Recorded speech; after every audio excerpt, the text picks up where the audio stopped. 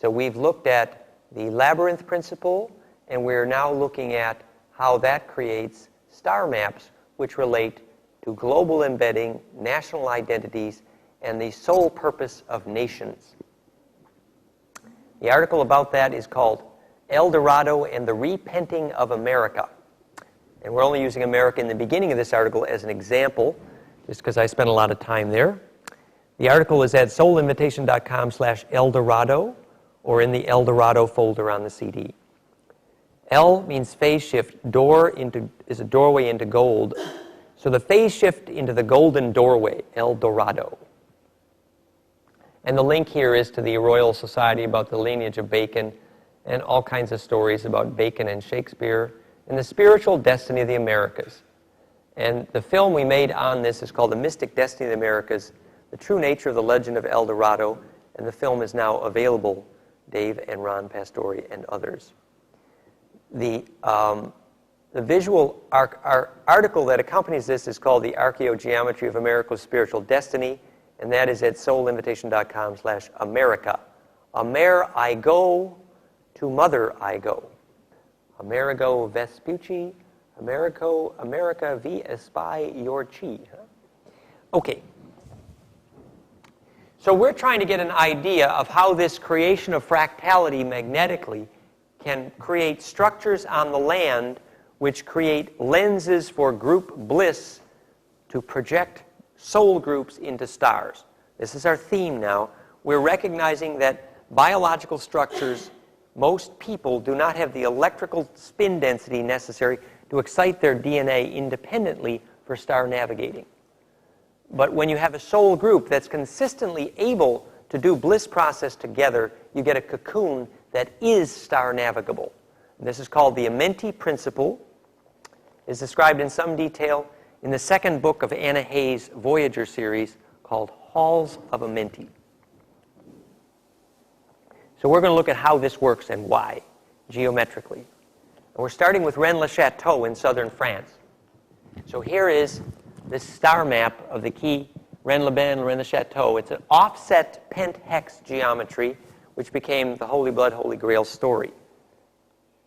Well, if we look at another star map, we see the symmetry of the arrangement of the major Gothic cathedrals, Amiens, Chartres, Reims, is a star map of Virgo on the land. And there was a reason for that. It had to do with the fact that Magdalene, in her tantric swoon, and you can read about this in the book The Magdalene Mystery by Kent, which is hard to find. Easier to find are the other books on Magdalene.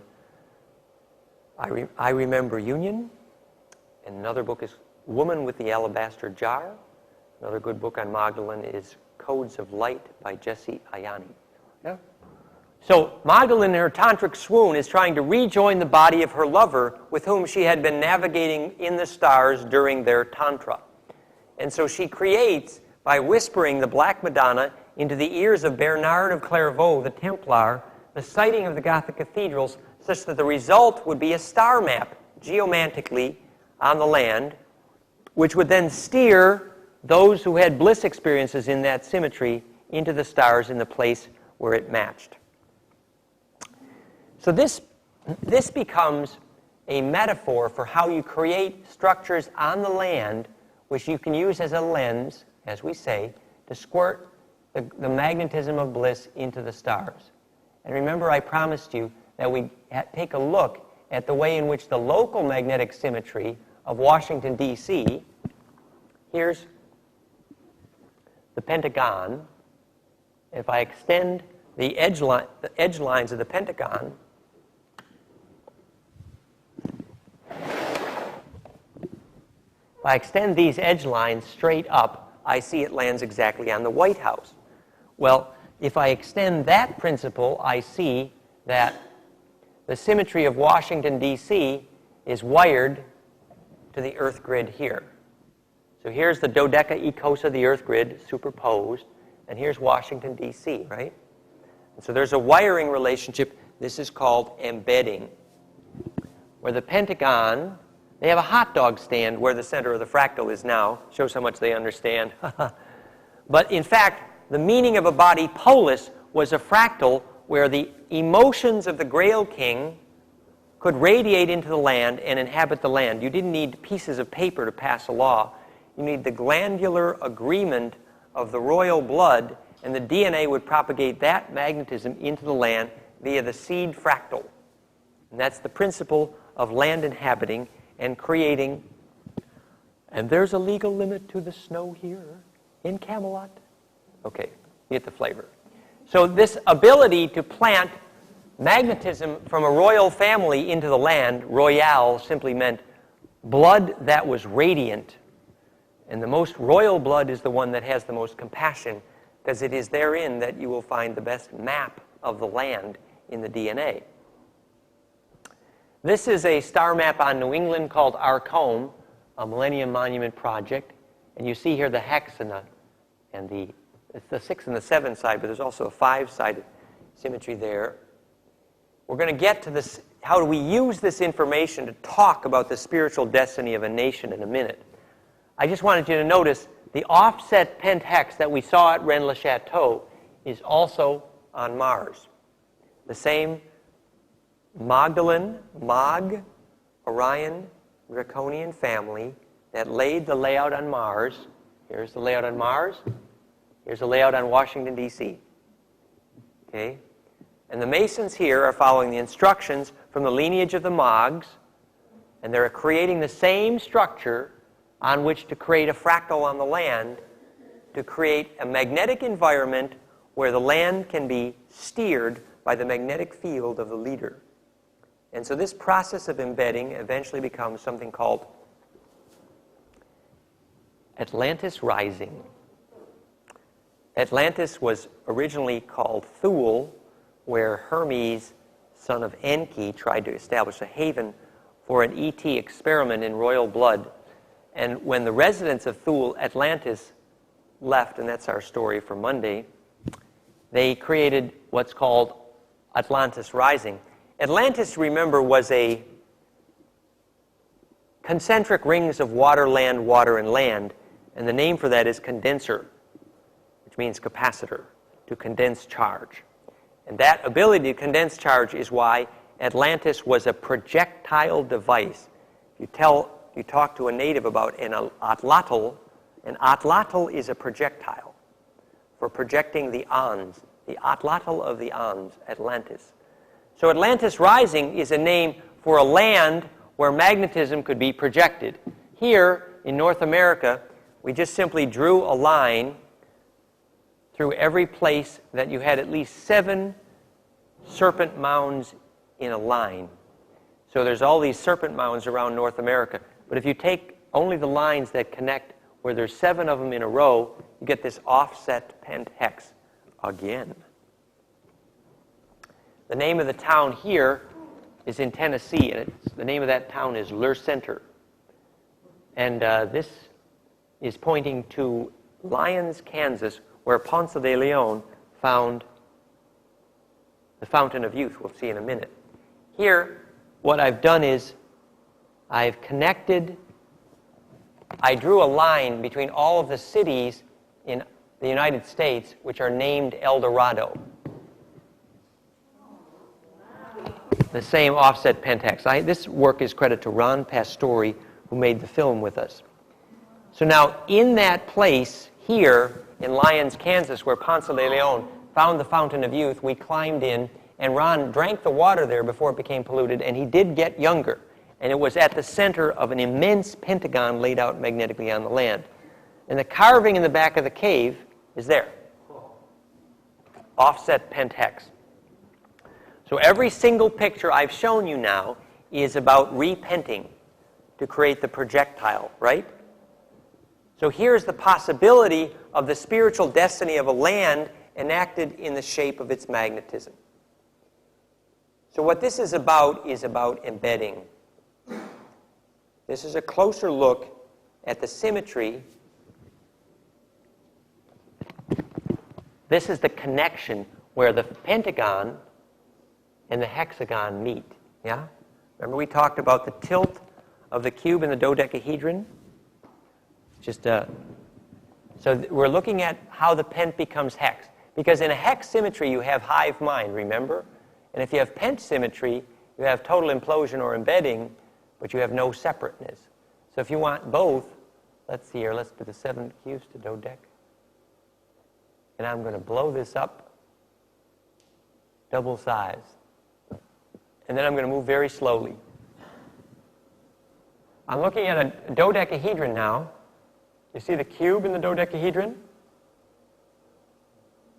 And now I'm going to tilt 32 degrees up. That's a 510 view. So I have the 510 view, and I have a 612 view. Okay? The difference is this tilt right here. See the cube in there? If I tilt that 32 degrees, 510, 612 view. Okay, that's the connection of the cube to the dodecahedron. Okay? So the connection between pent and hex is important because in a hex symmetry, you create hive mind. In a pent symmetry, you create total communion. Remember, in the hex symmetry here, we had the emotional index of 1.0, and we created dissociation because the path to collapse is blocked. Whereas in the pent symmetry, the path to collapse is open, and therefore you have membrane bridging behavior and transcendence. So this is the difference between separateness and oneness. And it is important that you not think of either one as good or evil, but the ability to go back and forth is the skill here. Well, if you lay these structures out on the land, you get to this thing called Poisson's secret, which is from Holy Blood, Holy Grail. Anybody remember that? So this was the secret to a land in which the shape of magnetism on the land could be used as a projection device for biological magnetism. Well, where are we going with this?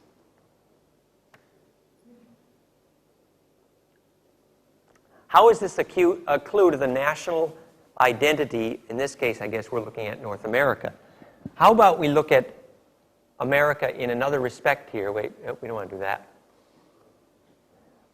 If we look at soulinvitation.com/America, and again, we're using America as an example here just because I have so much familiarity with it. It's not that it's the only one that has a soul purpose like this.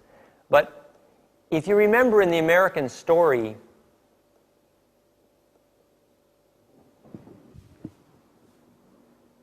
the Liberty Bell in America apparently cracked on the day that Andrew Junker passed the law that the Cherokees were taken from their land. Okay? So if, in fact, you understand how the Grail cup loses embedding, you understand that the magnetism in the land is affected by the inhabiting of the Grail of the DNA's magnetism. And the television series on What is Music for the Wave Shapes of Love in the Centix series was a series on how they changed the angle of curvature in a bell to change the harmonic signature of that bell to make it more embeddable, loving. So when you change the angle of the bell, there's another picture here. I don't know what happened to it. It's a picture of Bell Rock. Oh, we had a morph in here. Oh, well. So many morphs. But there's such a lovely picture of Bell Rock where we did that ritual. Oh, well. That one. So what is this telling us about the spiritual destiny of nations? Well, in America, you have this ability to do a projection on the land. You have this ability to create a projection of a magnetic field, presumably into the stars. That was what they meant in Holy Blood, Holy Grail by et in Arcadia ego. Well, I'm going to show you one more picture now of an example of faces on the land. We're getting into the star mapping section. Let's see if I can do eagle morph this way. I wonder if this will be better or worse. So what I'm doing now is I'm going to the place in...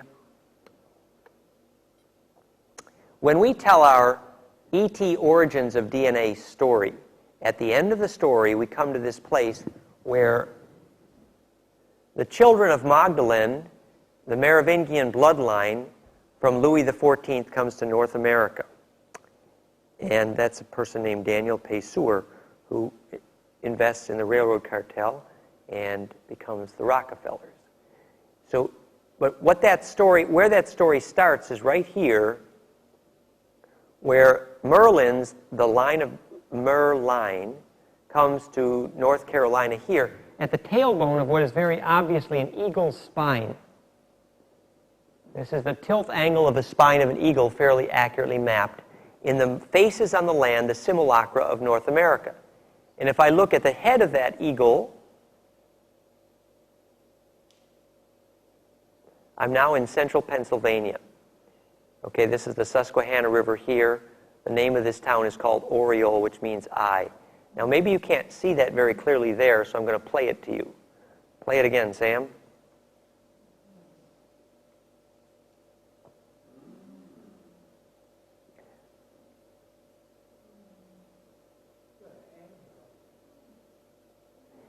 So this is a National Geographic Survey's unretouched topo map, topological map, elevation map of the area. And this is a serpent feeding the eagle, so Quetzalcoatl will return. And this is an unretouched National Geographic Survey's color-coded soils map of the area. Okay? So I will raise them up on eagle's wings and hold them in the palm of my hand, you see? Amazing what morph software can do, huh? So this is Philadelphia here. This is the mouth of the snake, the eye of the snake, and this is the Susquehanna River. And you can tell the age of the eagle by the tilt of this beak.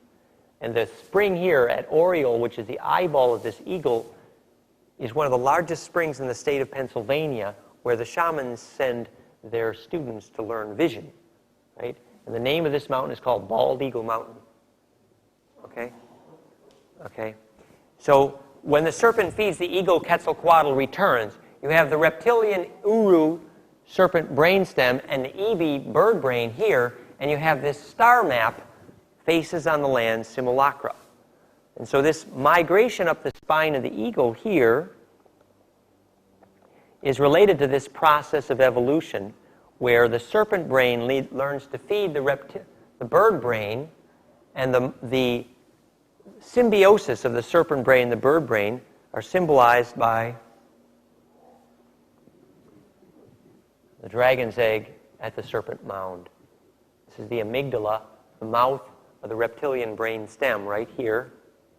And when the amygdala dumps the testosterone into the bird brain, the juices of Kundalini and Tantra cause an explosion of growth in the high brain, yeah? And so this is called the ebi and the uru. This is the uru. Uru means snake, serpent, or dragon, and ebi is the bird brain. We'll get to that story. So when the serpent brain feeds the bird brain, Quetzalcoatl returns. So here was the reunification of those opposites in these star maps here that we just looked at, yeah? So this is an example of destiny of nations based on their star maps. Let's play the Orion animation. This is the largest animation I've ever made. Play all frames. Here goes. Okay, so here we have a star map reflecting the symmetry of the stars in Orion on the pyramid at Giza Plateau, Alnitak, Alnilam, and Mintaka, the three great pyramids at a curvature angle. And there's several hundred places on the plateau at Giza which fit this star map of Orion. Bellatrix, and the heart of Orion is pregnant with star birth. So here's the little animation. If you were to die or lucid dream from that point, you're creating a projective device by which your biological magnetism could re-enter the stars at a particular light cone which is related to the right angle and declination that Sirius and Pleiades are at a right angle and declination of the perfect 60-degree cone, which is the angle at which you nest the dodecahedron inside the dodecahedron infinitely here. That angle is exactly that 60-degree conic angle. It's the geometry of three-dimensional implosion. And that is the angle of the capacitor which is most effective for rainmaking in Trevor Constable's Weather Engineers on the High Sea, based on Wilhelm Reich orgone. So what happens politically in this geometry when we get to our ET story is that the solar system is located at the throat of that curvature. So in effect, the political value of the solar system here was that it was at the throat of this fractality here. So tomorrow or Monday when we get to our ET story, we talk about 1,254 stars casting a cat's cradle shadow of themselves in their image and likeness. You see, the political value of the solar system is its fractal relationship to this picture. Well, this picture is the gravity wind that's created by the stellar symmetry of Pleiades, Orion, and Sirius. And what happens is when stellar masses get into the symmetry of self-similarity, you create a gravity wind. And that gravity wind was used by the Orion Syndicate like we use trade winds to motorize commerce. It's called Peshmatan by the Hopi and means 1 less than 10 or the way of the 9. And it became the television series Deep Space Nine. And the way of the 9, Deep Space Nine, is about you make big bucks if you locate near the wormhole, because it's a mechanism for transportation. Okay? So what happened that this wormhole, this gravity wind here into Orion, based on the fractality, was a great way to shove ships in and out of black holes between stars. The problem was that the Orion Syndicate, the trading houses described in Dune, discovered that the gravity wormhole was occupied. Somebody lived there. And whoever lived there was making decisions about who got spit out. And that's where we come to the story of the Ophanim angels and star navigating, because the star navigators get to inhabit those wormholes and ultimately make the ring pass not, yes-no decisions about who can go through the wormholes. And that's why getting to be able to inhabit stars has such political and economic implications. Okay? My understanding was that the center point in Orion did have a gravity anomaly and corresponded to a lot of pregnant star births. But I don't know what the name is for that place astronomically. That's a good question. I do know that in this projection on the Giza Plateau of the star map of Orion, Larry Hunter found several dozens of archaeological artifacts which perfectly map the star map of Orion here, including a very significant golden mean ratio small building that was located right here. Okay?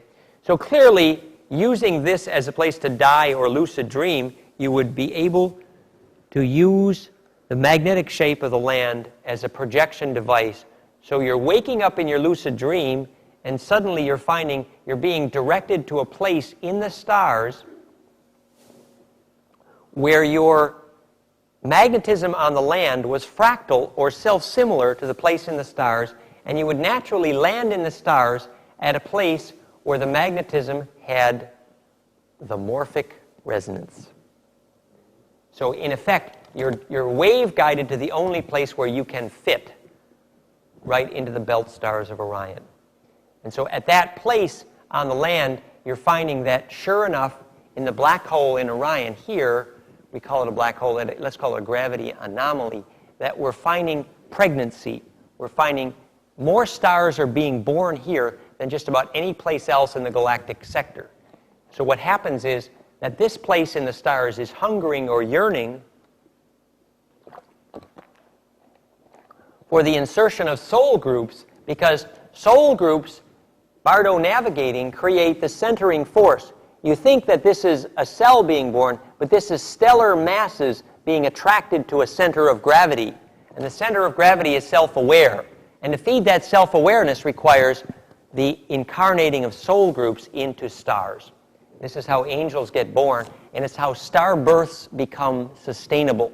That's why stars quiver at the moment of new compassion, because a new source of gravity has been born. This is called zooming into Orion, otherwise known as pull yourself together, Osiris. Penis last, right? Yeah. So This star zoom into Orion is meant, this animation ends with pictures of faces in the stars, and I'm sure you've seen such pictures. But actually, in this mosaic layout of the landscape of the faces in Orion, we actually see, maybe the lighting here, I'll just, so we catch this face. But there's a lovely face up here in the stars, and there's hundreds of pictures like this, and it's called Growing Up in Orion.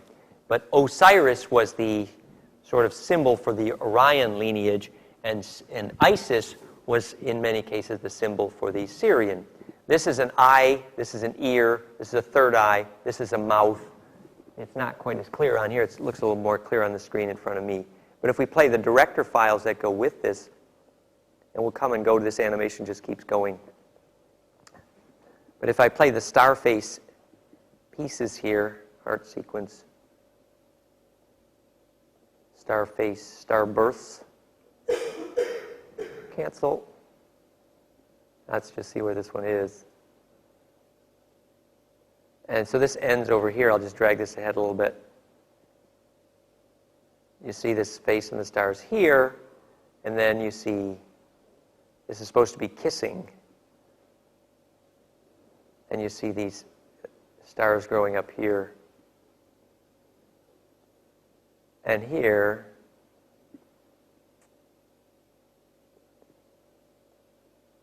some of these are quite vivid. This is actually when you zoomed into that Grail cup where stars collide, and you see this fetus shape.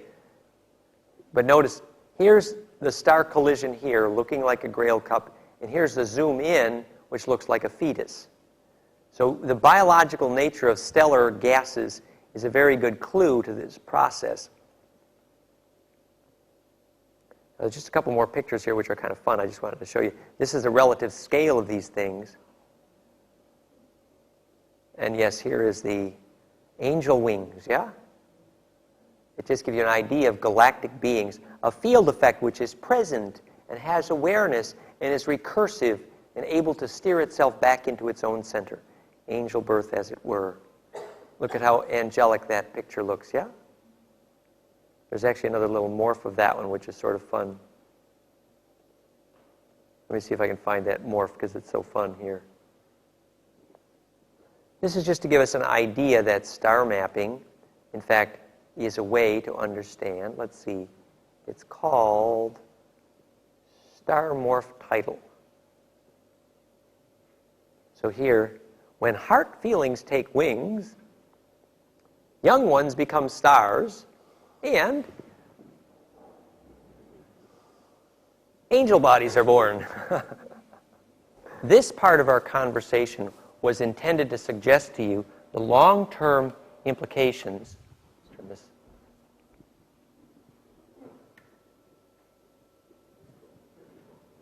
The long-term implications of making a magnetic fractal on your land. Yes? Oh, you want me? Oh, that must be in the middle. Okay, thank you, sir. Right. We shall find the center of the fractal right here. Yes, Canberra is on 7 Hills, and many of the overflight photos of Canberra show the hexagonal star map, which is the flower of life image is there, the fleur-de-lis, and the Mogan David, Star of David is all over there. And the Mogan David was the flag from Alpha Draconis. So it's really important to understand that in a hive mind condition, you always store your sweetness in a hexagonal honeycomb, right? And that symmetry was preserving, but it was not transcendent. So that shape on the land becomes a way in which a star knowledge, a galactic civilization, the shape of the soul form of a gravity being from the stars can incarnate in the land and become present to you. So as you become more and more aware of these magnetic folds on the land becoming love's body, in Feng Shui, the best land layout is the shape of a woman's belly, basically. The belly's here, the water's down here, the legs are here, and the valley between them creates this shape which is most profoundly receptive and fertile in every sense of the term. So the language of shape becomes the language of magnetism, becomes the language of how charge is attracted and life is born. So when you become more and more aware of the curvature of the land and how it's creating these sort of Grail cup chalices, you become able to use these skills to do the star mapping in your backyard. There was a group of women from Western New York, must have been 15 or 20 of them. We used to charter a bus to go down and do ritual down there in Pennsylvania. Now what we were told at the time was that this star map on the land there was the place in the Masonic tradition of the spiritual origin and destiny of the Americas was called the Women in the Wilderness, where in Arcadia Ego could go. And we were told that this was the lost treasure of Magdalene they were looking for. Only later did we realize that this was the bloodline of the Merovingians, right? The Merovingians. The treasure of the Templars, which was the Mog's wealth, which they found in the Saracen temple, which they called Solomon's temple, but was in fact Akhenaten's temple.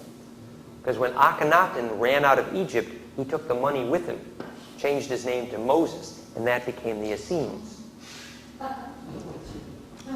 And the book Copper Scrolls is the academic documentation of that, along with the book Out of Egypt, which is really the subject for our Monday conversation. But it's relevant here because, in fact, then this temple, the wealth of Mag, is really the wealth of Akhenaten, which is the wealth of Enki.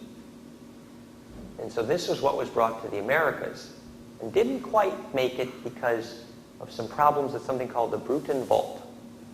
Bruton Vault is the place where Ben Franklin's Lost Library supposedly contains the proof that Bacon was Shakespeare and the spiritual destiny of the Americas evidence, and was the subject of most of the life of Manly Bauer Hall, and Secret Teachings of All Ages, and Marie Bauer Hall, whom I lived with for some time.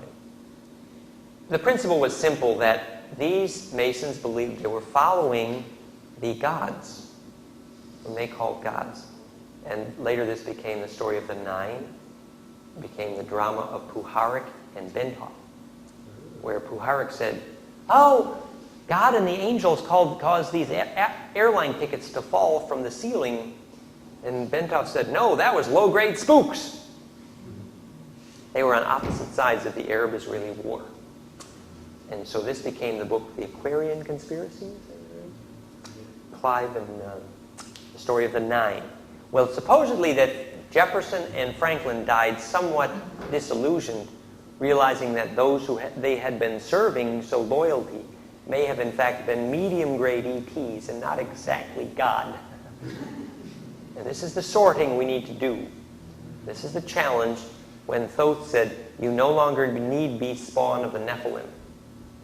The only God that exists here is the degree to which your biological magnetism is coherent enough to create a collective mind. So when you hear your inner voice the first couple times, you think, why, it's the voice of a baby who's just barely self-aware. Yeah? And then you realize that is the nascent state of our collective biological magnetic field effect, our dream spell. So God is the name we give to the possibility that the collective Holy Communion of DNA we have could come to have one voice. And assigning the name God to some medium-grade interventionist genetic engineers who arrived here to do the hacking up of our DNA that we later called Adam and Eve was a little bit childish. Anybody familiar with the recent translation of Schwaller de Lubitz by Robert Lawler called The Temple in Man? Beautiful book, very expensive. It's a documentation that the Egyptian temple complex is a magnetic cocoon, the shape of the magnetic fields of a living human body's chief magnetic gland structure. So temple, in that sense, was a name for a magnetic field that could become implosive enough to make the fire of self-awareness. And what they found in the temple of the solo man was the true history of the origin of DNA, which was a history of the discovery of the symmetry operations necessary to ignite biology and DNA. So the sacred geometry of what makes man have a soul was the wealth of the Templars. And that potential to ignite biological fire is what's the difference between DNA that's on fire and DNA that does not ignite. So that we'll talk about a lot more in detail when we do our ET history of DNA on Monday. Why don't we address your question about the sole purpose of nations? How many people here are familiar with the Legend of the Golden Dolphin by Peter Shenstone?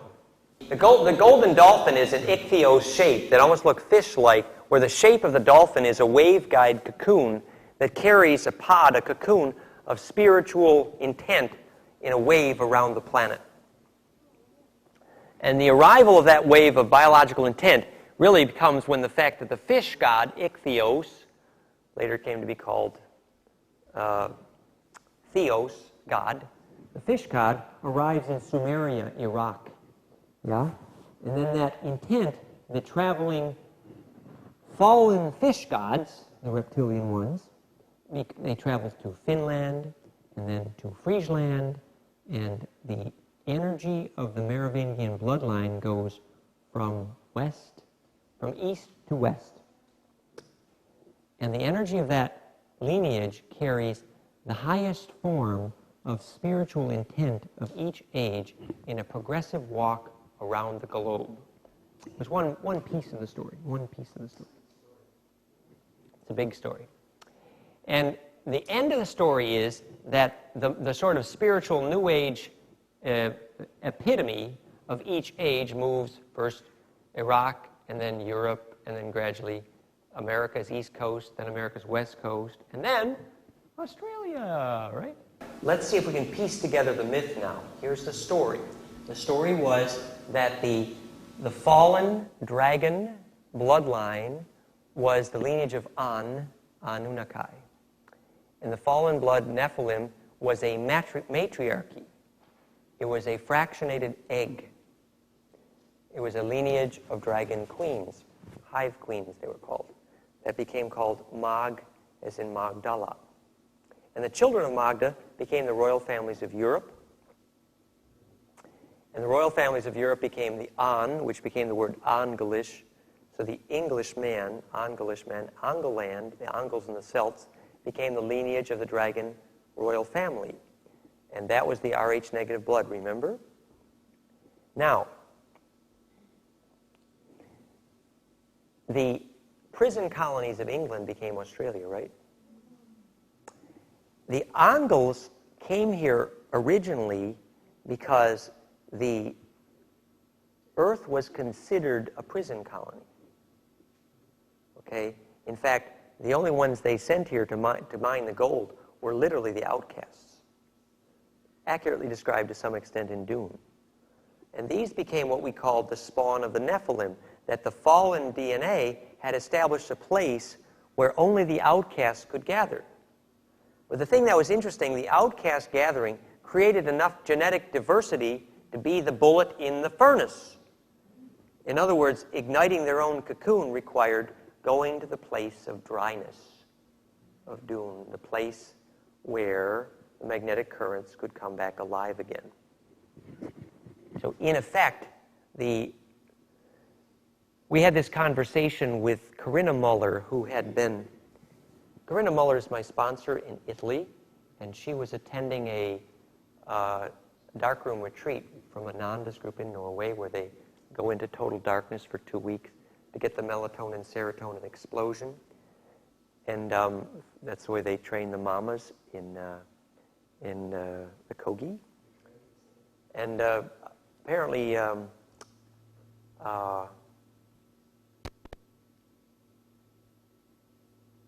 who wrote the book on Tantra? Not Any Man Can. Can't remember his name.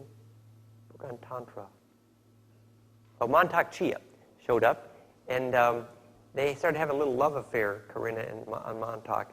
And so Montauk takes her to Bangkok and teaches her to drink the live king cobra snake blood, which is a very shamanic thing to do. And so she begins to be able to see through the DNA of the snake lineage. And so then she asked the question, well, how did the bloodline fall of the dragon queens? Because remember, Corinna is descended from the family line of Saint Germain in Transylvania. And so this was the Uru-an. The word Roman comes from Uru, snake, an, Anunnaki, Romania, and the Romanian-Hungarian language is the closest to pure Alpha Draconis on this planet. And so there she is drinking the snake blood and seeing down the memory line of the DNA. And she says, well, how did the dragon line fall, and how do we glue them back together again? All of the king's horses and all of the king's men could not put Humpty Dumpty back together again. And she says, well, there was this big war, and there was some chalk planet, and a nuclear blast triggered an incident beam and split the hearts. And if you look at the documentation of the Dracos at Dulce and at Montauk, you see they had two hearts, highly telepathic and hard to kill. Hi. And so the story was that there was a way to refuse the soul group, and it had to do with the beam that could come from the sun. And the beam could come from the sun if the women would do the solar shamanic work to send to the sun this message that they needed to trigger an incident beam, which I think relates to the solar maximum and the solar orgasm and the rapture experience leading up to 2012, that it's a compression beam that could potentially refuse the soul group, but those who don't survive would be toasted. And Australia is a place where the magnetism may yet be alive enough. Now, it is my view that when the kind of quote-unquote New World government decided that Australia is the best place to put the last dollar invested to shoot down the friendly ETs with our tax money called Pine Gap, that in fact this was the last hangout, the last holdout of those who wanted to resist the solar maxima. Same way that happened on Mars, in the same way those reincarnated ones, shapeshifters, funded HARP. Yeah? So here is the last stand in the Star Wars drama, right here. It's where the buck stops here, the wave ends, Australia. Essentially, we're introducing one simple concept here, why bliss is important. That's the only subject of this part of the conversation. Why is bliss important? And we're answering that question from my point of view, which is the point of view of an electrician. I am an electrician. My grandfather was an electrician. My father was an electrician. And I ran the electric business. So, you know, it's kind of like in my blood. So I'm describing to you why bliss is important as an electrician. And this is also by way of motivating us to choose the homework assignment, which is the hygiene to make bliss sustainable. So we're looking at DNA, and we're trying to understand what bliss does to DNA.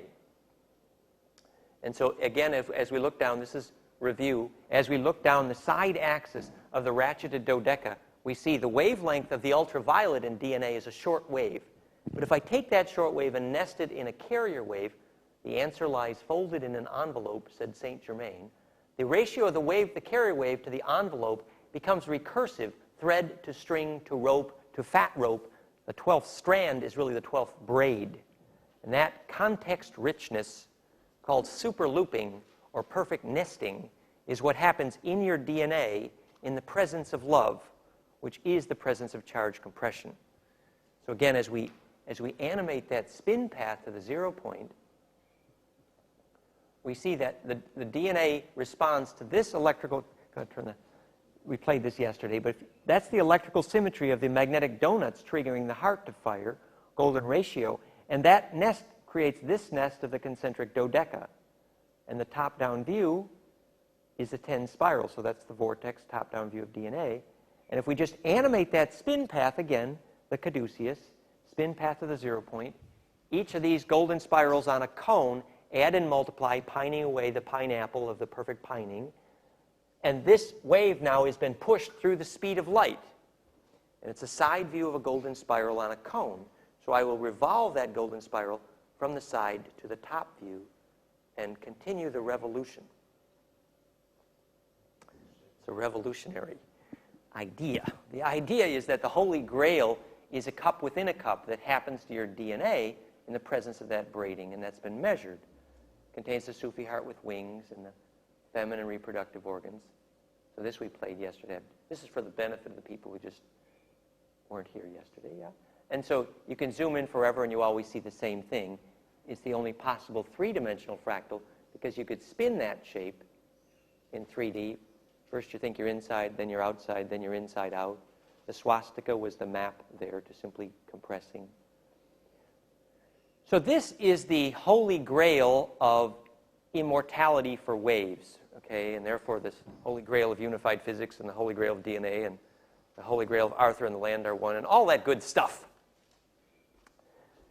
So then what are we saying? We're saying that the ability to achieve the hygiene, and by hygiene I mean the Greek god Hygeia, which was the practice of being charge-rich in your life, that activity of attracting charge continuously in your life is the physics of how your DNA gets ignited, literally on fire, specifically in the sense that by this recursive braiding algorithm, and maybe just one more picture from yesterday, the recursive braiding is easiest to visualize in the magnetic X article, where I'm looking at the DNA as a charge radiant device, exactly the way we just discussed the pineal and the heart able to radiate charge. What enables the heart, what enables the DNA to radiate charge, I'm going to the article called the magnetic X. So this is the radiance of a magnetic X. The X chromosome becomes charge radiant under certain circumstances. The X chromosome here is what makes girls. And what you see is there's a recursive crossing of donuts when the braiding is recursive. The 12th strand is only the 12th braid. And here's how the braiding looks. You had the short wave, the longer wave, and the longer wave yet. And this is what it is when you're in the movie Contact and you dive into the dimple in your own DNA from the top-down view. You get that acceleration path where you make contact. And so the recursive braiding, this is the thread, this is the string, this is the rope, and this is the fat rope, is a braid on a braid. And that recursive braiding creates a compression wave accelerated out the cross point, which goes measurably faster than the speed of light. And that is called getting a soul. So in effect, and this has been measured, that the DNA's tendency to begin braiding recursively responds measurably. So you got slinky is the thread, that's the string, and that's the rope. Braid on the braid. And if I could do that again, I'd have rope made of rope. Until you get a wave in your DNA that's the length of your backyard. Okay? And so the recursiveness of the braiding becomes the grail in the DNA, where the map becomes the terrain. The DNA can hold enough fold density to contain a complete record of the magnetic geometry of the land, the meaning of royal blood, and why compassion is the physics of how your blood gets royal, because it's how you become charge radiant. Because compassion is the learning of the feeling. Feeling is a name for glands bending magnetism. Compassion is a name for feeling the outside as if it were inside, and the mapping function is accomplished in the braid of DNA. So this was a fancy way of saying, if you don't get bliss, your DNA slows down. Okay? That's all that was. And bliss is a name for attracting so much charge that the imploding wave of charge capacitance becomes self-organizing and self-continuing. And that's called enlightenment. Okay? And that implosion for capacitance happens under conditions for hygiene which are teachable with simple physics. And that's kind of where we're going with this, is that bliss, euphoria, Glückseligkeit is not something which is a mystery to electricians anymore. Bliss was measured in Korotkov's lab in Russia, replicating my work, showing that the ratio between contained brainwave harmonics was golden mean ratio repeatedly and replicably and measurably. No mystery there, simple physics. When Dr. Ed Wilson measured transcendence in brainwaves, he used Fibonacci to golden ratio sound heterodynes in headphones at Monroe, and indeed measured the first definition of transcendence in brainwaves. And now, with the heart tuner, we measure at the moment when you see the golden mean ratio in the EKG, the moments of openness, wonder, compassion, and even love. Clearly, we saw the musical key signature. The ratio was golden mean ratio. So again, I would suggest to you that the same way your little girl is able to tell when her little sister says, Mama or Dada, and when Grandpa says, Mama or Dada, the little girl recognized the word Mama or Dada regardless of frequency. The little girl recognized the word because of ratio. And I say to you that emotion is identified by the ratio among the waves.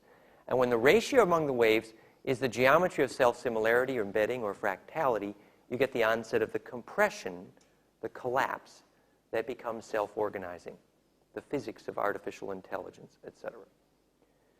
So now that we know what bliss is, we know its electrical description, we know it is that which, by compression, braids the DNA to the point of acceleration.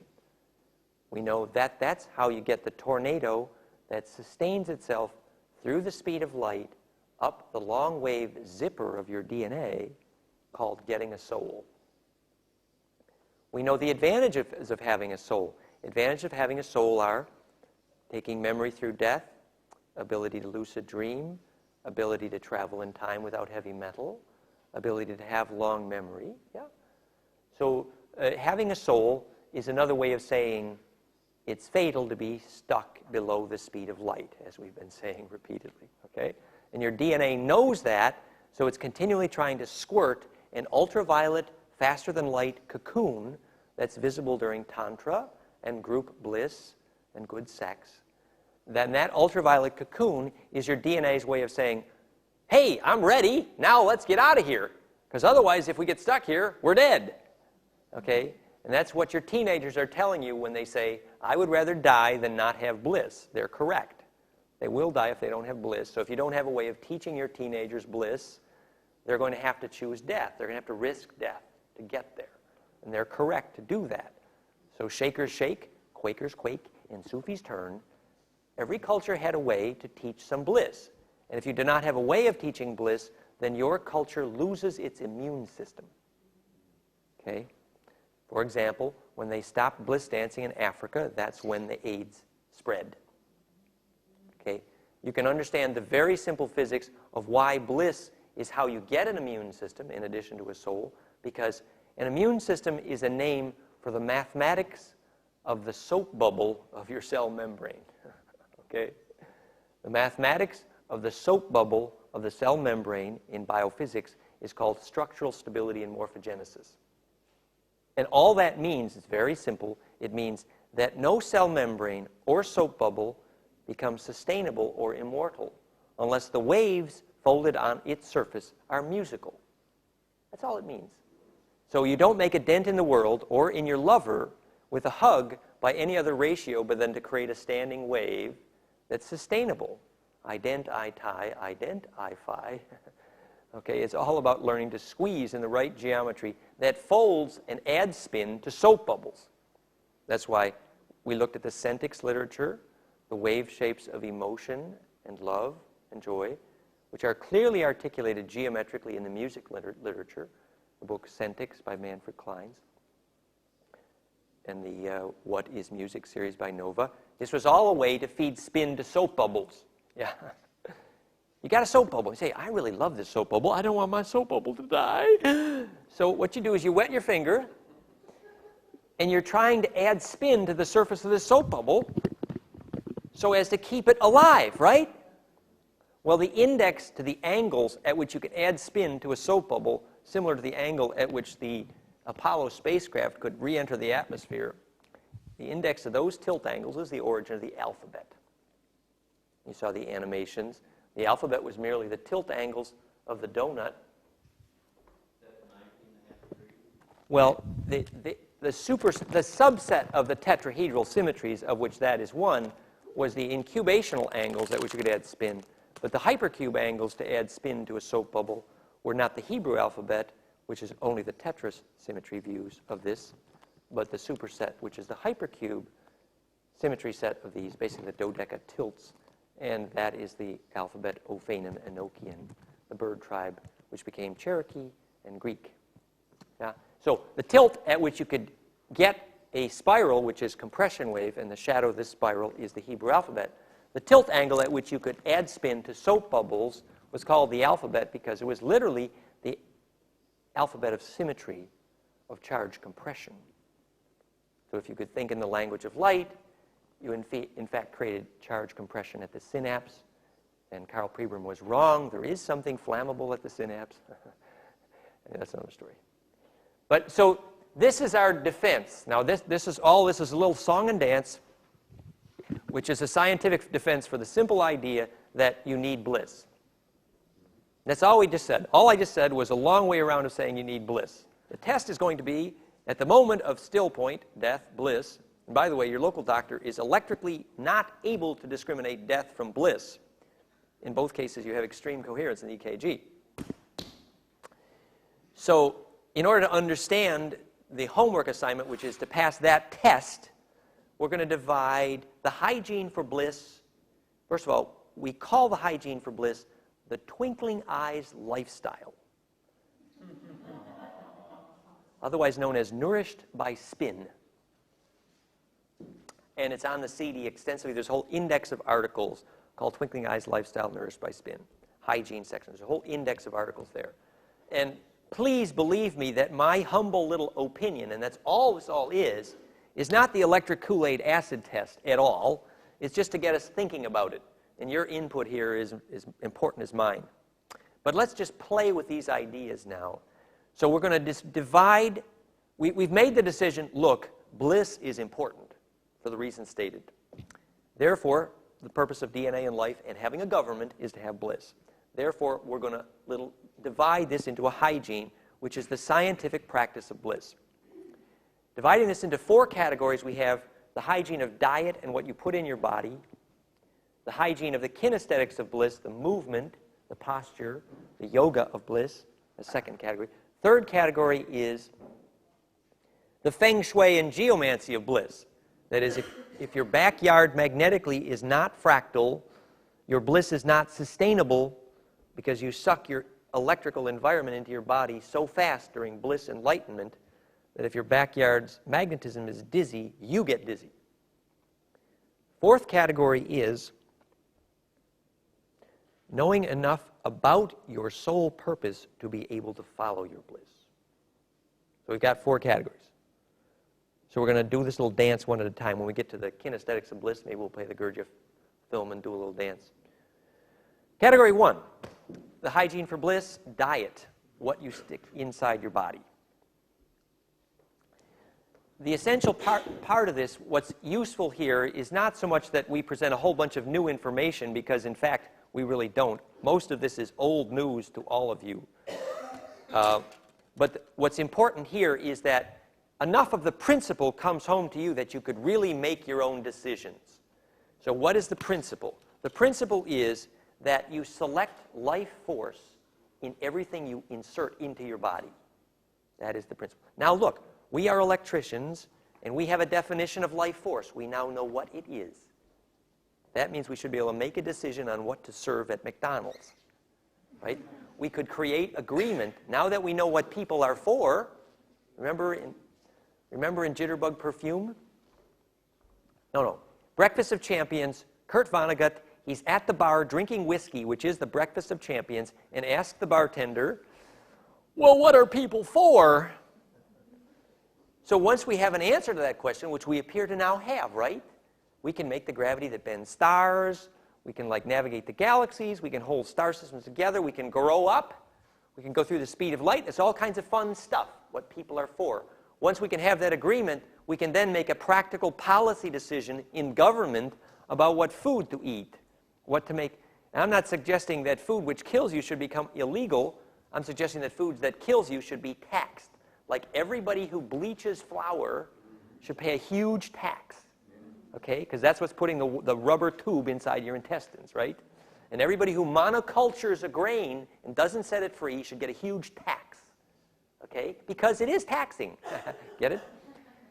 So So this is how government could make practical decisions based on the fact that bliss is important. So food.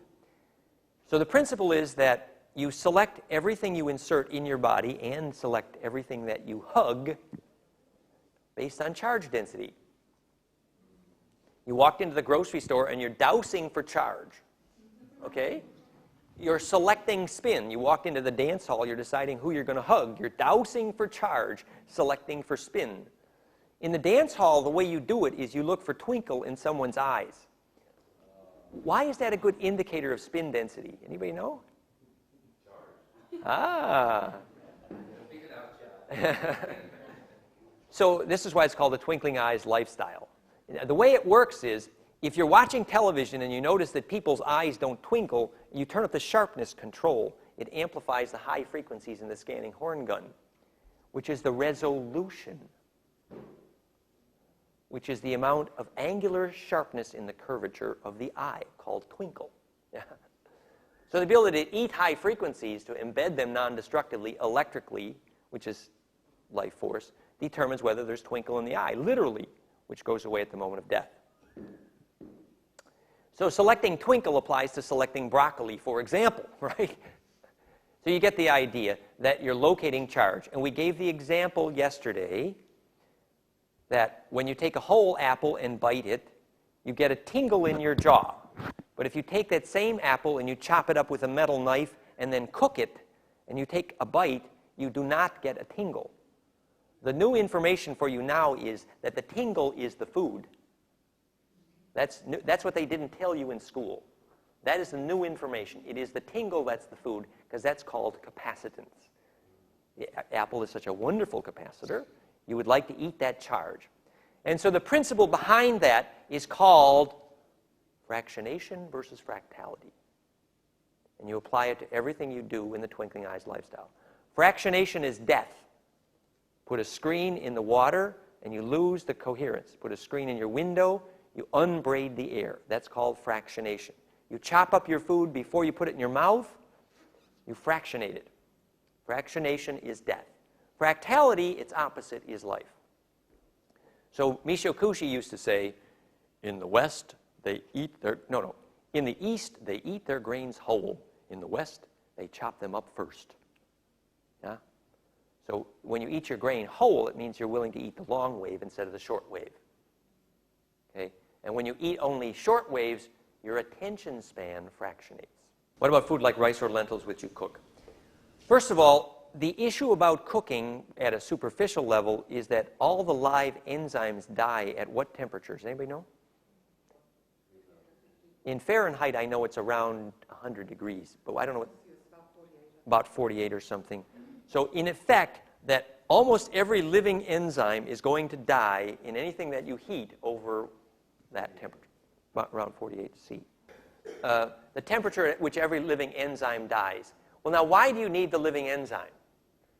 If you ever, to digest the food. But the living enzyme is more a storage place for the magnetism necessary to turn it into fire, in a sense.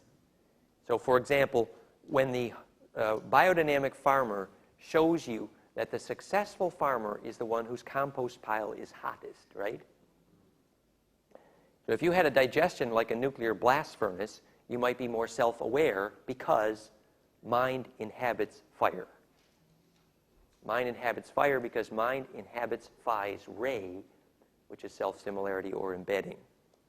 So the hotter your compost pile, in this case your belly, the more awareness you could have.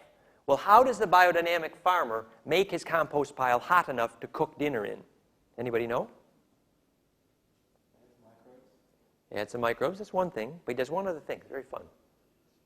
He usually puts it in a container that attracts the vibes. Yeah. So he puts it in a he puts it in a good capacitor. That's good. Does one other thing.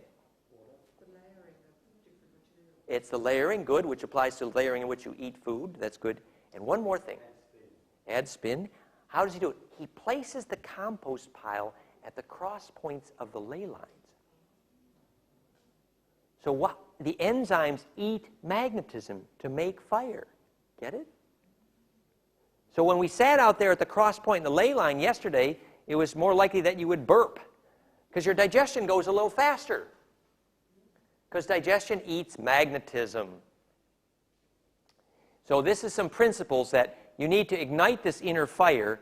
And if you continuously inhabit places where the capacitive charge has been bled to dead, then the magnetism stops burning.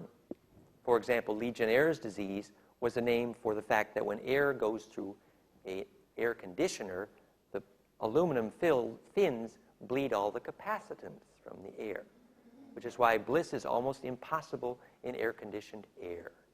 Question was, why is it unhealthy to sleep on intersections of ley lines? Ley line crosses tend to be powerful places. Generally, where the ley line crosses, in the same way as in astrology, if the cross is in more of a square, it creates a stressor or a tensor, because when magnetism or astrology or capacitive lines cross in a square, the collapse path is blocked because the adding and multiplying does not work. So the inertia is stuck there, and it creates a stress or a tension. Well, whereas if the ley lines cross, and they always do, 1, 3, 5, 7, ley lines never cross in 2, 4, 6, 8. Okay? When the ley lines cross in this way, which is their typical way of crossing, the only way they can sustain their crossing is by dimpling, folding in or folding out. So you have a male or female, right? And the underground water will then come up or down, or the jed corresponding to that point. The point is that when the magnetism is converging or diverging, coming up to the surface, it's a great place to feel energized, but a bad place to sleep, right? If the magnetism on the other side is converging inward and doing a collapse thing, there's actually a tendency to cancer, because the electrical energy is compressed to the point at which it can't get out of the cells. And you see, during the sleep time, you are most vulnerable to magnetism in your body of any other time. Anybody know why? Because when your attention is not in your body, the cells are kind of like on their own electrically. So there's some ambient magnetic field steering the water around in the cells. The cells are very, very susceptible. So in practice, sustainable hygiene for bliss, step 1 is frequently making a magnetic map of your bed. Which brings up a very good issue. Thanks for asking the question. This is Gary Skillen, the group in Canada. He's famous for this. He goes into the house. He says, "Don't tell me who's sick in this house. Don't tell me what part of their body they're sick in." And he goes and makes a magnetic map of everybody's bed, and then he will tell you who's sick. He's almost always right. Okay? So step 1 is to know how. Well, how would you go about making a magnetic map of your bed? Yeah? You could get a 60-cycle dosimeter, a 50-cycle dosimeter. You could get an electrosmog mapping inductor option, which is cheap for the heart tuner, and place it at the various nodes and look at the harmonics there magnetically. Or, very simply, you could learn to feel magnetism for yourself, which it turns out is survival related if you'd like to be a bird brain, or if you would like to lucid dream or survive death. Or also if you're a Hawaiian navigator doing what's called psycho-navigating. Have you read the book Psycho-Navigation? Psycho-navigation is about the skill of steering by the stars using a lucid dream when you're steering a boat. Okay? It has to do with the fact that, remember the Hawaiians, they're paddling this canoe, and they're 1,000 miles from the nearest land, and they can feel the tilt angle of the wave hitting the boat through their balls, supposedly. It's true. This is Howard Roski. What's his name? Howard used to teach about this. And so the tilt angle or phase of the wave that bounced off North America on the way to Hawaii had a certain tilt angle. And by feeling the angle of that wave, you orient your boat.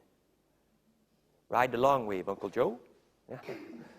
And so that ability to feel a long wave magnetic line is how birds navigate. It's how you navigate when you lucid dream and when you die. And it begins with the skill, the teachable, choosable, important, survival-related skill to simply be able to feel a magnetic line for yourself in your own body. Magnetism, feeling is a name for steering magnetism. So if you can't feel magnetism, you can't feel, period. Okay? So you work at that. You play with it. You play with ley lines like they're blood, and they're playful. They like touching. You can dance with them, yeah? And eventually you feel these waves go through your body, and you get more and more good at feeling magnetism. So you make a magnetic map of your bed, your house, your backyard, and your place of work. Once you have that, you can begin to tune it. And that really gets into the section 2, where we're jumping ahead of ourselves here, because section 2 was or was it section 3? Was the feng shui of Bliss. This is a summary intro to the feng shui, geomancy, grid engineering of Bliss, that in order for Bliss to be sustainable, the magnetic map needs to look like a pretty rose and not like a tangled mess. Otherwise, your Bliss ain't going to make it. So we need to summarize then what we're saying about diet.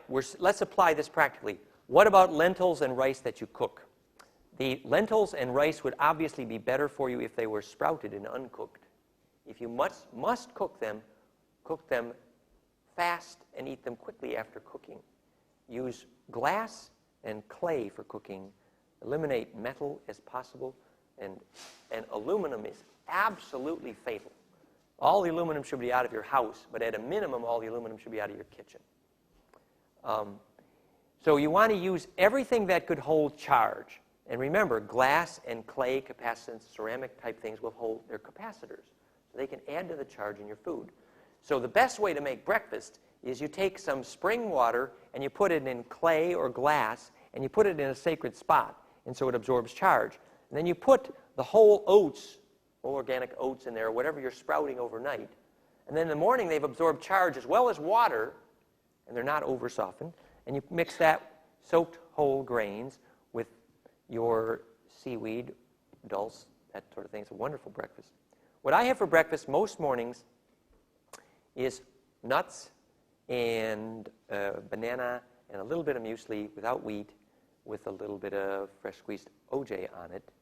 And it's wonderful. Yeah? And it does not make mucus. Mucus occurs when you eat something which confuses the self-not-self barrier. So why would wheat create mucus? Why is the addictive personality called a mucus-making personality?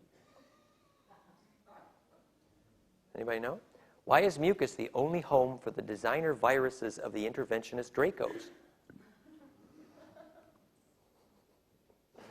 Okay, the self-not-self barrier is how the cell decides how it's going to avoid eating itself. And so the cell that gets confused about what's self versus not self has to make mucus. And what makes the decision for the living cell about what is self versus not self?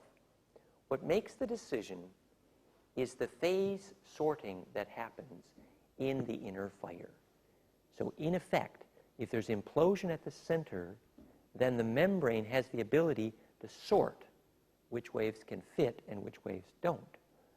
So when you have your own source of fire, then there's an electric Kool-Aid acid test for which waves are self and which are not self. But the more the inner fire goes out, the more the sorting becomes confusing, and so the membrane gets a lot of mucus. Slimy, ain't it? So literally, if you have good bliss practice, you do not get mucus, because your body spits it out immediately. It isn't that the mucus is bad. The mucus is carrying what your body, your cells perceive as not self. So why does wheat create mucus? Imagine that you're the DNA.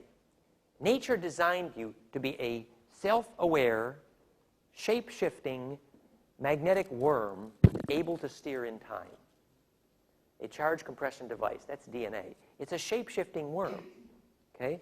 You ever seen those computers that said, well, robots are getting too expensive. We'll make one robot, and it's a sphere with one joint at each end, and the only thing the computer inside the robot needs to know is the tilt angle of the joint at both ends. If you take 1,000,000 of them, one end to the other, and you change the tilt angle between each one, it can shape-shift.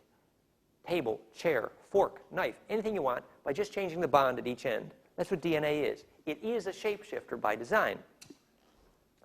It's very good at embedding. Well, now you got this DNA that's so self-aware, it's been imploding for 1 billion years, and you take and monoculture the thing for 1,000 generations. It gets pissed off. It's angry, because DNA needs genetic diversity in order to learn. So the DNA in monoculture, we just did this genetic engineering study, and we were measuring the leukotriene sneeze, which is the latest way to measure blood allergy. So food allergy measurements are more accurate now that we have the leukotrain sneeze. The company is individualwellbeing.co.uk in London, and they agreed to do a GMO study with us. It was very cool. We could accurately measure how much the white blood cell sneezed for food allergy. Why not measure GMO foods? And so we did. But guess what?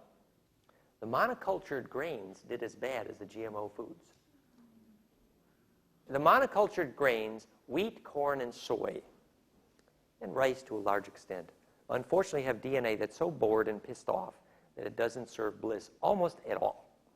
Rice, for example, turns into sugar so quickly in the blood that its metabolism is not very well regulated, although brown rice metabolizes a little slower. Unfortunately, I think there's very little for the high brain in rice either. So I advise specifically against most wheat, corn, and soy. And maybe if your diet is used to rice, I don't know, but in my case, it doesn't help my bliss very much. The grains which I recommend are millet, buckwheat, amaranth, quinoa. And this is just my, again, you're hearing just my opinion here. Obviously, others have expressed similar thoughts. The protein geometry of quinoa is said to account for the royal blood of the Incas and the Maya because of the lysine. Anyway, there's a protein complement in quinoa, which is very interesting, unfolds like a spiral. And note that couscous is not a grain, it's pasta junk, right? Okay. So millet is good because it's so alkalizing in the blood. Read the book Alkalize or Die. Alkaline blood is strong because it has space for protons to unpack into. And amaranth and buckwheat, those kinds of grains, it's very good not to mix your grains. Actually, for actual bliss process, grains in general are not the solution. For long-term bodybuilding, yeah. But for the actual process of bliss, the most blissful meal, in my personal experience, is some raw or undercooked salmon or tuna that's live and fresh and kind of spinning and alive, and some freshly woked veggies that are undercooked and hot and spinny. That kind of a meal really can serve bliss, in my view, because you get the very hot digestive process going. What we're trying to suggest here is that when you do select your Hygiene for Bliss process, you do want to get to live food, and you do want to get to DNA that's not in pain, but you do not wish to sacrifice high-quality protein. So you people that go on these vegetarian diets, you literally see their brain begin to shrivel because high-quality protein feeds the high brain, and you should not lose it. Yes? I actually recommend mostly vegetarianism with only occasional fish in my case. And vegetarians' source of proteins, which are good, are, of course, nuts, which I tend to have in the morning. You have your proteins in the morning.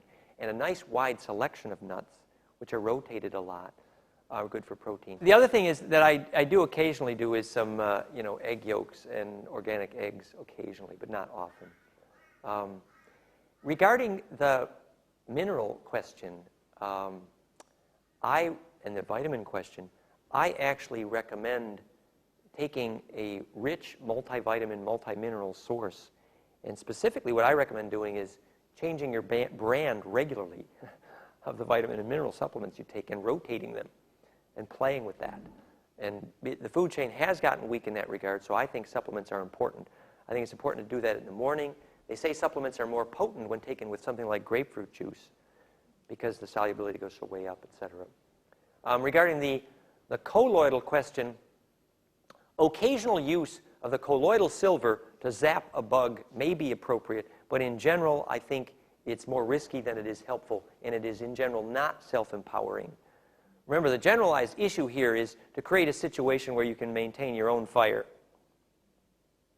So if you need a short-term allopathic use of a colloidal silver for bacteria or virus, there are some issues.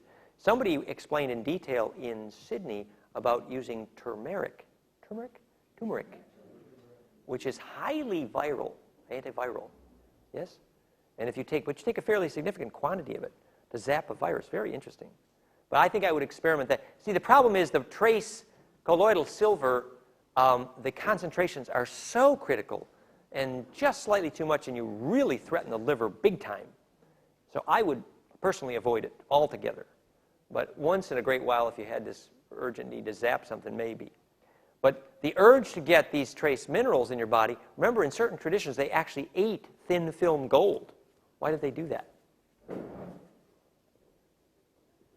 Remember, our ancestors were addicted to gold powder eating. That's part of our DNA story. The manna orme spice. Why did they eat the gold? They were looking for a source of implosion in their blood to spin their DNA. They lost the starfire because the menstrual blood no longer had the melatonin and serotonin. There was not enough passion in the Vestal virgins. So this is called the story of starfire. So they used this addiction to manna orme spice, the gold powder, because the valence structure of gold was that shape. Could implode the blood, the DNA would speed up. So our ancestors were already addicted to that stuff. That's why they came here. The gold miners we called Adam and Eve were in fact here mining the gold powder because our ancestors would eat it because that was their only way of getting immortal. So there's a lot of history and tradition for eating metals on this planet. Moses Akhenaten was a gold powder cook, right? And so they were looking for a heart of gold and growing old. And they were growing old because, in fact, their DNA was decaying from lack of implosion. So the question about eating the metal is the fact that it does not contain biological intent. And therefore, it is inherently the stuff of the Borg mind, the hive mind. And so Thoth is narrating this series of exercises to make eating the gold powder possible without what he called fractionating the personality. What happens when you eat gold powder, this manna orme spice, your eyes turn blue and you live forever? Anybody remember in Dune, the metal eating? Well, the fact is that you create a mechanical source of implosion at the atomic level in the DNA, and your blood rings. You hear ringing in your ear, the San Greal, the song in the blood. The piezoelectric slinky rings. And that's the voice of 26,000 ancestors. As we discussed, in fact, if you got so many radio stations going, who builds a tuner that can sort that well? So if the source of implosion is mechanical, you ate metal, then in fact the source of the fire, which is the tuner, is not inside you. And that's called fractionation of the personality. That's why Kundalini is usually diagnosed as schizophrenia, because you hear all these voices and you have no way to sort them. The only thing that builds the ability to make a tuner to sort all those voices at once is inner fire, that you have built the fire. So to serve that fire, the same way you feed a compost pile, you choose solubility. What biology does is make the trace minerals soluble. Solubility is another name for memory that's become digestible. In other words, biological intention. So there are rich and deep and fun issues there, and we could pursue that conversation. Lunchtime is approaching. Let's try to finish at least some major section of the food and diet for lifestyle ideas. We've talked about grains. Avoid monoculture, avoid GMO. Avoid most wheat, corn, and soy as mucus producing in that regard, in my humble opinion. In terms of what you drink only live, the best living spring water you can find, and fresh squeezed anything, and nothing else. That's my humble suggestion, right? And what's this about stimulants now? Let's talk about the addictive personality. Where's my coffee? Where's my tea? Where's my caffeine? Where's my cigarettes? Where's my drugs? Where's my smoke? Where's my alcohol? Okay, what does this mean? Where's my sugar? Thank you. So addiction is not a mistake by God. That's step one. Addiction is in fact the fact that biology is programmed to recognize that access to high charge density is the only way to survive. So biology knows this. As we say, the little boy gets off the roller coaster. His eyes are wider than they've ever been before. He says, "Mom, can I do it again?" That's addiction.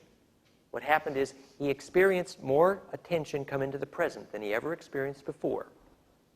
So literally, the charge waves converged. He made a fractal attractor in time, felt that electrical rush of all of his attention coming into the present, and until something else happens in his life that produces more charge, he is addicted to roller coasters. That is not a mistake by God. That is, in fact, biology saying, I need charge density or I won't become immortal. So all of addiction is the attempt to recreate charge density. For example, alcohol deprives the brain of oxygen, thus increasing electrical charge density, thus increasing electrical conductivity in the brain, which imitates bliss, also by facilitating the alpha brainwave harmonic euphoric eidetic, which is frequently missing in the alcohol addict. So in effect, every living form of addiction is an attempt to simply make bliss. It really isn't complicated. Why are native indigenous peoples more susceptible to addiction? Because their culture has a closer memory of having bliss. And so the minute you deduct bliss process from an addiction, from an indigenous culture, they immediately are susceptible to addiction. And they're correct. They know that if they don't get bliss, they're dead. And so they would rather die than not have bliss. It's an appropriate decision. What's inappropriate is to not be able to show them an empowering way to have bliss. Okay? In the neurofeedback for addiction clinic we just set up in Netherlands, we used the EEGspectrum.com technology, replaced the missing brainwave harmonic, the wave collapse charge dense firing happens in the brain, and you get bliss, you get attention, and you eliminate addiction and attention deficit. 70% sustained clinical success documented against both attention deficit and addiction. The references are at soulinvitation.com/trance-and-dance. It's a play on words on transcendence. And so the point is there to understand how it works. The how it works is very simple. You got this brain wave making this harmonic cascade, alpha, theta, delta. The clinician looks at it and says, oh, this wavelength is weak. He designs a Pac-Man game for the kid to learn to replace the missing harmonic. The kid literally plays Pac-Man on television with his brain waves, and after about a half hour, 2 to 4 sessions a week for 8 to 10 weeks, he is able to recreate the charge density, and attention deficit goes away, ADD. So Ritalin is a soul killer. On the other hand, the addict, the alcohol addict, for example, the moment he learns to replace the missing brainwave harmonic and make his own charge implosion, that day, the taste of beer will make him sick. Okay? So it's the body replacing charge density with a chemical substitute that creates addiction. The only point we're making in the use of the heart tuner is, rather than use the $14,000 well-documented EEGspectrum.com technology, the heart tuner's new beta test software called Brain Tuner imitates that interface for only $1,000 US. Yeah? And the point is, now that we can measure coherence, we don't have to go through the elaborate process of picking a missing harmonic. We can see when the cascade fits together with one simple coherence measure, thus measuring attention. The article I'm going to now is the Trance and Dance one. I'll just show you what the interface looks like.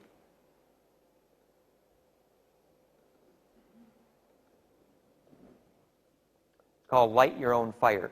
So we brought, this is an excerpt from the film clip on CNN reporting to America the 70% success against addiction attention deficit. This is Marty Woodkey, who founded the clinic in Atlanta. So we flew him into Netherlands, set up a clinic there, and it's successful already.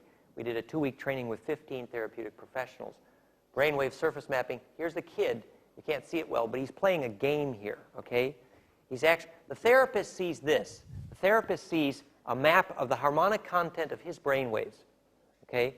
And then the therapist says, oh, there's a missing harmonic. Now I'm going to show you the new software interface for heart tuner called Brain Tuner, which is an evolution of that concept. And this is in beta test right now. So the therapist sees this on the heart tuner screen, looking at the brain tuner. So alpha, theta, delta, beta sees the energy density in each bandwidth, and any one of these harmonics which are weak, in this case, lower power density here. So the harmonic cascade doesn't look like a wave collapse. It says this kid needs to learn to make this, I think this would be beta. And so he adjusts this critical threshold, and the child gets a feedback reward if he makes that harmonic.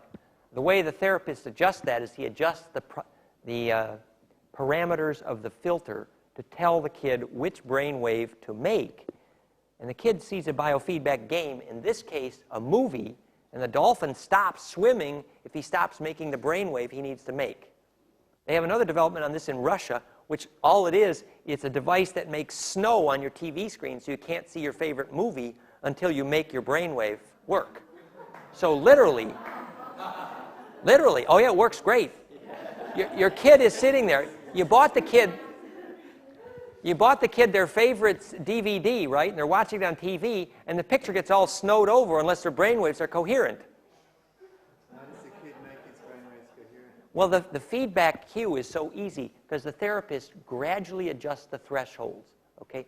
So you just put this, a man's reach should just exceed his grasp, okay? So you just gradually increase the threshold level. So you gradually teach the kid how to make his brainwaves work. The thing is, now that we can measure coherence, which is, this is the power densities, alpha, theta, delta, that's a harmonic analysis, and this is the coherence measure. Now that we measure coherence, we can make the peaks, and we can make this whole process simplified and elegant. Okay, so this is the concept of attention deficit training. In summary, it's very simple. You make the necessary series of harmonics to create the cascade by ratio, which makes the wind to collapse. And that attraction of charge is called attention. Attention! So that's what brought the waves to focus. And that ability to do that is a musical problem, and the solution is the sacred geometry of the ratio of those waves. So the addictive personality makes mucus because he's continually not able to make the fire inside, which does that collapse sorting process. Yes, dear? I insisted in the clinic in Netherlands that we use liquid crystal screens. And I think that goes a long way to end the extreme damage to the aura by the cathode ray tube. So I highly recommend never sitting in front of a cathode ray tube if you can ever help it. And a liquid crystal screen goes a long way to helping.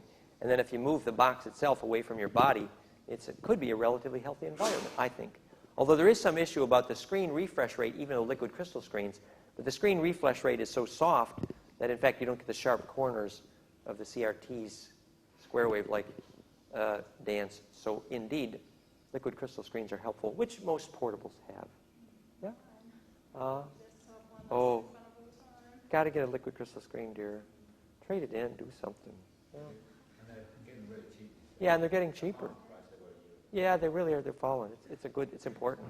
Because the miscarriage rate among pregnant women in Canada when they did the study was so scary for women in front of CRTs that they were afraid to publish it. Oh, yeah, big time. Well, there's some similar issues there, indeed. The Steiner admonition against children who watch too much TV losing the ability to create their own inner image because they literally lose the muscles to visualize a rose unpacking from within. Therefore, they lose the ability as angels to make roses, literally.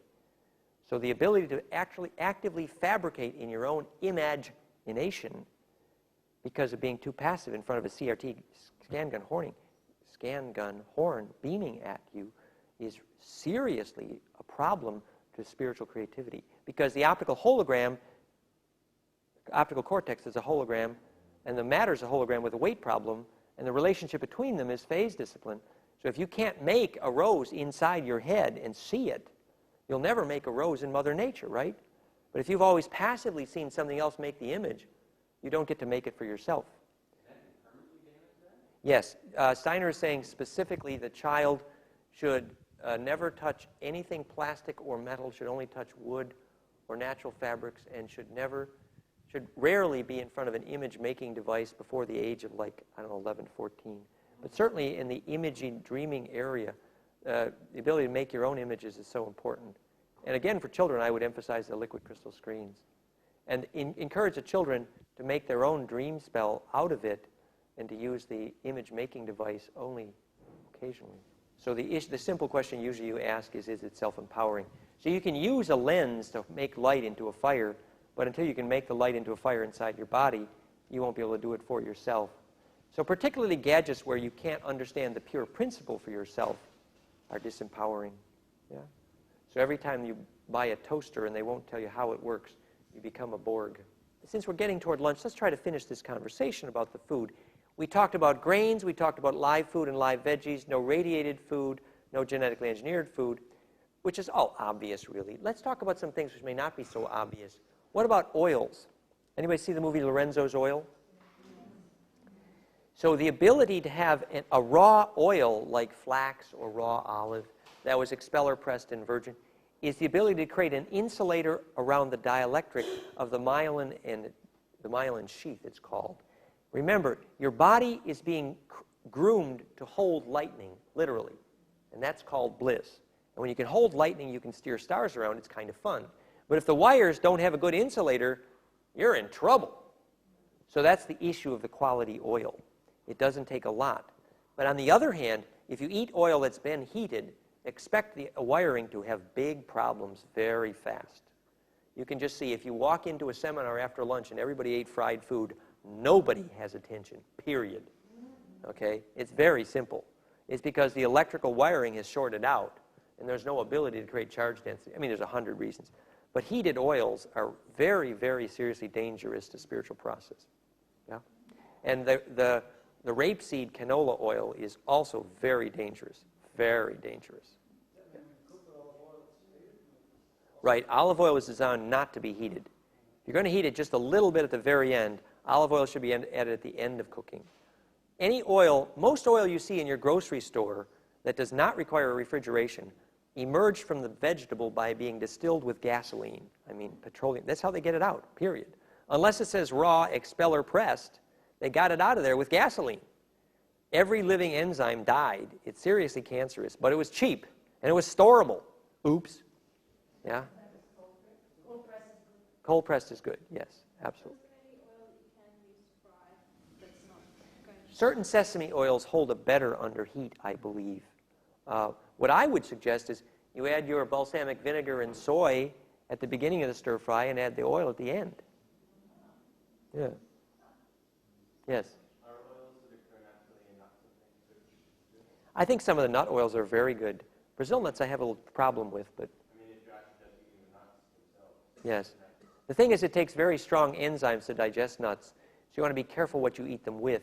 But I do find a little bit of fresh squeezed, like lime or lemon, with strong enzymes is a good one. I mean, in general, anytime you ate something with just afterwards you think, oops, squeeze a lime or a lemon.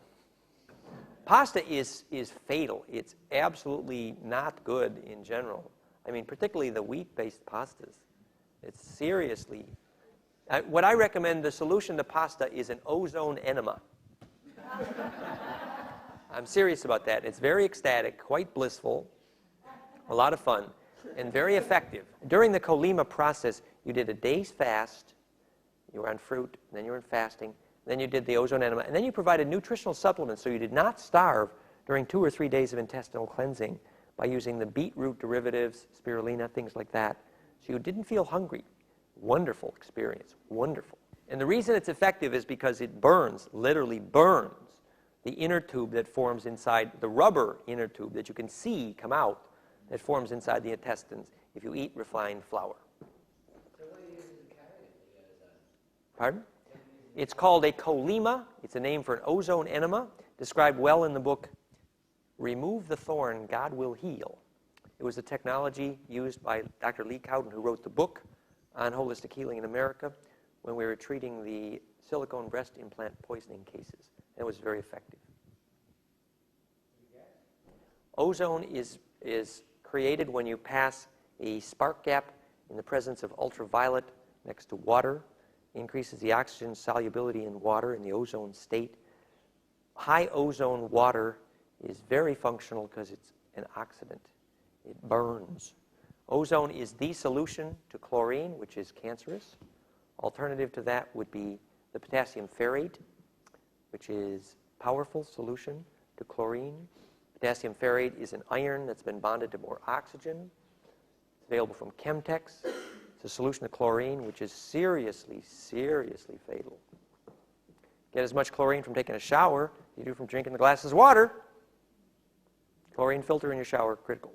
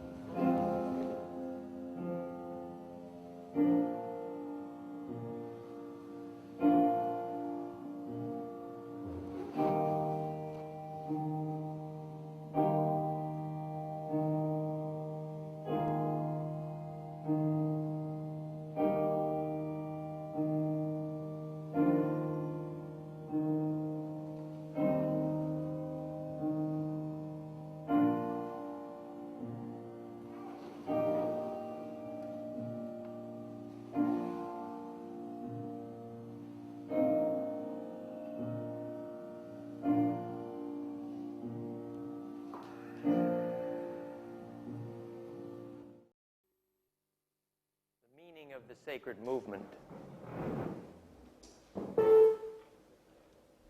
First thing we're about to see is something called the stop exercise. Imagine that you were in the middle of some movement and you discovered some aspect of your intention was unconscious. And the possibility of discovering that something was unconscious about your intention happened in part because you were able to interrupt the process and create a still point.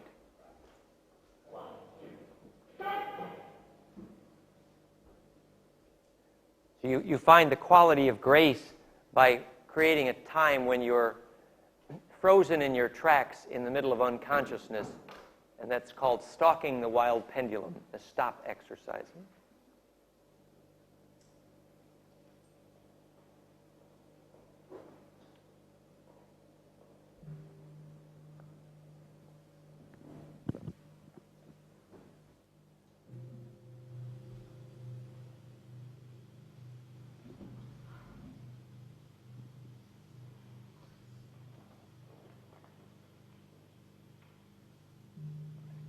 Everyone in the monastery learns the alphabet at these movements.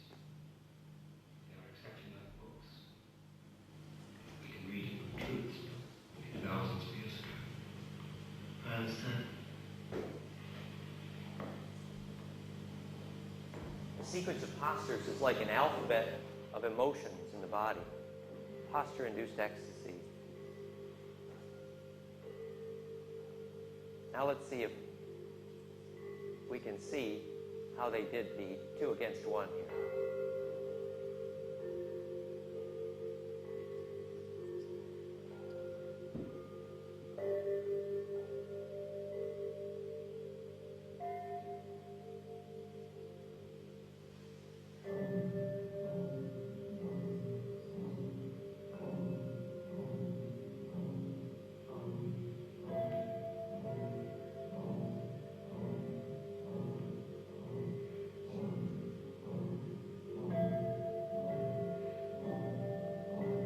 Looks so easy. Perfect phase lock.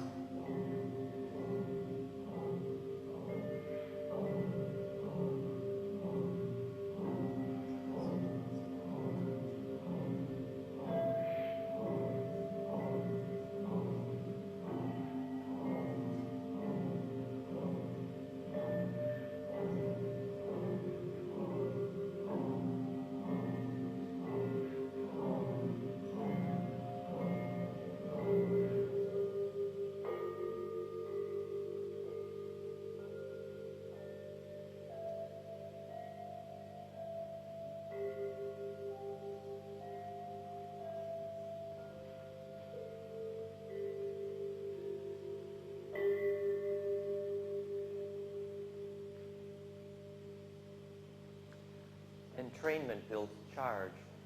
Group work together creates a field by staying in perfect phase. Yeah?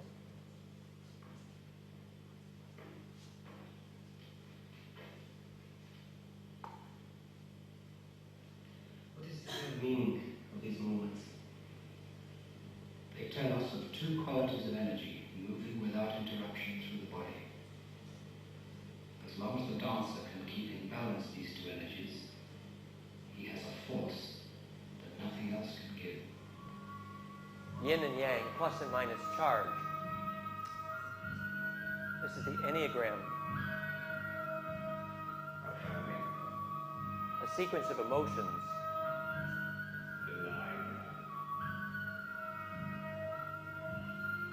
reconciling,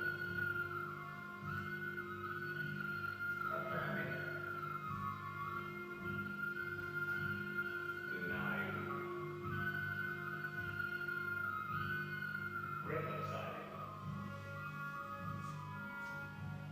affirming, denying,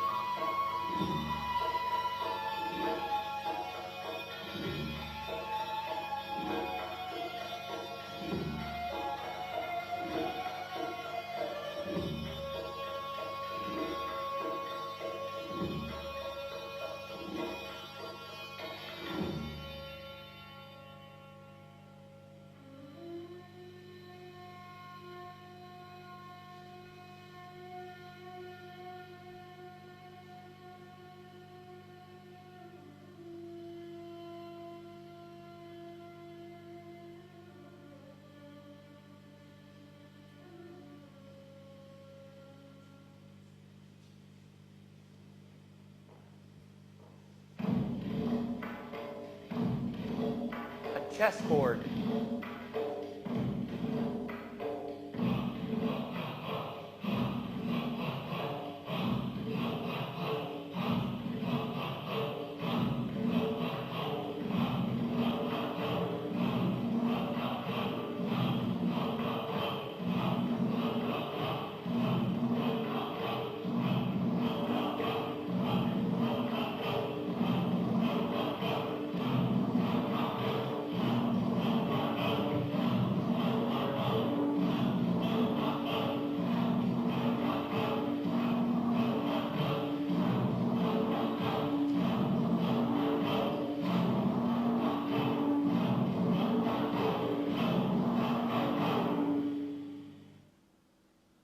When a Tai Chi instructor is showing you how you're doing movements, exercising the muscles to move your body, and later you realize it's those same muscles that you use to move your chi or your charge with. The activity is that you're building the strength to grab a hold of a field effect, a tornado, a charge envelope. Then the Tai Chi instructor later can instruct you to move your chi without moving your body. But the electrical muscles that you use to move your chi are the ones you practiced with in the sacred gymnastic, in the sacred motion. When your Sister Mary Nun, Holy Communion instructor in the Catholic school, invites you to approach the communion rail with the quality of grace, what does she mean, yes? She's saying, avoid sharp and jerky movements with your muscles, because if you have a jerky movement, you tend to bleed the capacitance of your aura. And by moving with the quality of grace, if I were to do a second-order differential, actually a measurement of the calculus of the smoothness of the wave, which is an acceleration gradient, I would be actually mapping the rate at which I could move a ball of capacitance and keep it contiguous, keep it coherent. So phase coherence is another name for moving with the quality of grace, which is to say to move with the quality of charge, which then you can think of it, you have this auric envelope, which is kind of like your committee, and all of the presence, the charge, your spirit guides, as it were, are able to join you specifically to the extent to which you're able to move that capacitance with your attention. And eventually that's how you'll steer stars around. So that's why you start working those inner muscles using the sacred movement, and later you apply them to star inhabiting and angel birth. Yeah, makes sense? All the forms of sacred dance are about building those muscles. And the forms of sacred dance are all about building charge. And each tradition had its own little piece of that puzzle. The eurythmy of Gurdjieff was wonderful. The Sufi dance was wonderful. The sacred gymnastic, the sacred circle dance, they all had pieces of that puzzle. My practical suggestion would be that you experiment with the teachers locally and find your soul group and grow with them until the point at which you have enough of your own bliss that you can then ignite your own fire. Yeah? So in terms of concluding the bliss conversation, we've now discussed at some length the hygiene for bliss in terms of diet, which may be summarized as looking for life force in what you put in your body and looking to build the fire of digestion so that the fire of awareness can happen. And the fire of awareness is a fire of charge. We understand that fairly well now, yeah? And now we've looked at the kinesthetics of bliss, that as we did this movement, particularly at the end when we entered the stillness together, you felt a cocoon, an envelope, which was a powerful capacitor in which all of our awareness grew, and our eyes are wider now and we're more present, because literally we built charge, which was we grew using the discipline, and I must say, Liv, that was wonderful, what you led with the Gurdjieff thing. Liv, thank you. So that built the quality of charge. You can see that some form of the kinesthetics of bliss should be included every day or so in your practice. It's very clear, whether it's a yoga or gymnastic. So you have the diet and the kinesthetics. The third category was the feng shui and the geomancy of bliss. We now understand that in simple terms, that the shape of the magnetic lines that pass through our bliss determines how much the cauldron, the container, can hold charge. So we create a magnetic shape like a rose in your bed, in your backyard, in your meditation place, in your home and where you work. So have we done the 4 categories? The 4th category is the only one we haven't done. We did the diet, we did the feng shui geomancy, we did the kinesthetics. The 4th category was knowing enough about your soul purpose in order to be able to follow your bliss. But I would like to give the example in the Merkaba meditation schools in Jerusalem, which is similar to any shamanic school, when you have a group of shamans gather together and they make a stone boat and they do a fusion emotion experience which allows them to travel on their shamanic journey as one. So here's a shamanic group learning the skill to create some kind of fusion experience so that when they go on their collective lucid dream, they can return having all taken the same trip.